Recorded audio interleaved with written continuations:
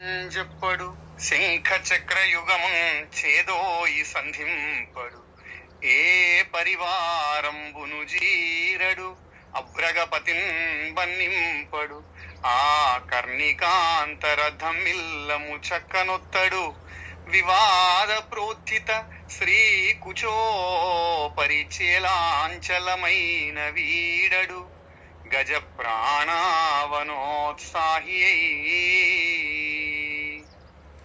అవును, మరి ఐదు ఊళ్ళు ఇమ్మని చెప్పేసి రాయబారం చేశాను, అది చెప్పండి. ఆ పద్యం నాకు నోటెళ్ళేది సార్. అది ఆ రాయబారం సందర్భంలో 5 ఊర్ల గురించి ఆయన అట్లా చెప్పాడు. కానీ ఆయన ఏమంటాడంటే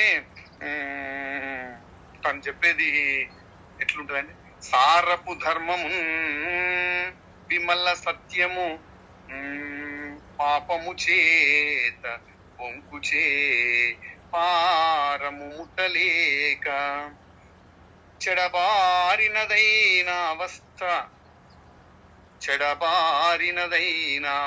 మళ్ళీ చెప్తాను సార్.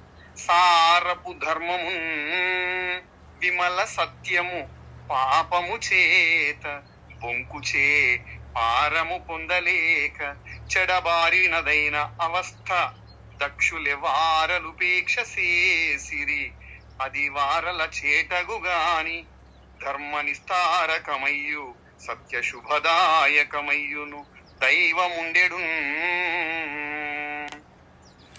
ధర్మము సత్యము రెండు పాపము చేత అబద్ధము చేత మునిగిపోతా ఉంటే, గట్టును చేరుకోలేకపోతా ఉంటే, అంటే నీళ్ళల్లో మునిగిపోయినాయి.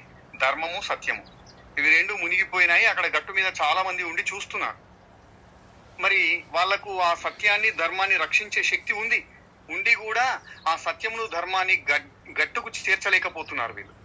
అట్లాంటప్పుడు అక్కడ ఉండి చూసినటువంటి వారు పట్టించుకోకపోతే ఆ సత్యంకు ధర్మానికి ఎట్టి లోపము రాదు. ఈ పట్టించుకోనటువంటి వాళ్ళే పాడైపోతారు. దాన్ని రక్షించడానికి సాక్షాత్తు పరమేశ్వరుడే దిగుతాడు రంగంలోకి అని. ఎంత చక్కగా చెప్పారండి. నిజంగా నభూతో నభవిష్యతి.